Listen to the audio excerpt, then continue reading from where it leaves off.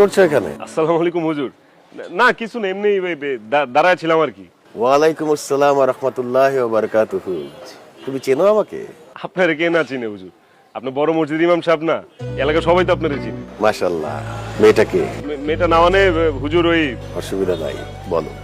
না মানে চিনি না, কিন্তু ওই গল্লির প্রথম বিল্ডিংটায় থাকে আর কি। দেখছো তাকে কখনো? নাম কি তার? নাম জানি না হুজুর। আচ্ছা, তাতেই এই অবস্থা। অবশ্য প্রথম প্রেমে এরকমই হয়। জি হুজুর। ভালোবাসা তারে? হুজুর অনেক। লজ্জা পাবার কিছু নাই, তোমার মতো বয়সে আমরাও প্রেম করছি। বাসা কোথায় তোমার? হুজুর বাসায় যে 719 নম্বর বাসা, 4টা বিল্ডিং পরেই। তোমার আব্বার নাম কি? আবুল কাশেম। তুমি কাশেম ভাইয়ের ছেলে? তা বছর দুয়েক আগেই তো ওনার জানাজা পড়ালাম। খুব ভালো মানুষ ছিলেন, খুব নেক বান্দা, আল্লাহ তাকে বেহেশত নসিব করুক। শোনো বাবা, প্রেম ভালোবাসায় কোনো পাপ নেই, পাপ হচ্ছে প্রেমের নামে নোংরামি। তুমি যদি কাউকে মন থেকে চাও, সরল দিলে চাও, আল্লাহ তোমার সেই মাকসাদ পূরণ করবেন। হুজুর আমি তো তারে মন থেকে চাই।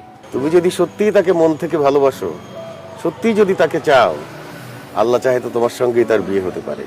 তবে তার আগে তুমি গোপনে ওই মেয়ের সম্পর্কে সমস্ত খোঁজ খবর দিবে। আমি তোমাকে হেল্প করতে পারবো, আমার নাম্বারটা লিখে রাখো। বলো যে 45। ওয়ালাইকুম আসসালাম। আমার কিছু কথা ছিল। বলেন। তোমাকে ভালো লাগছে আমার?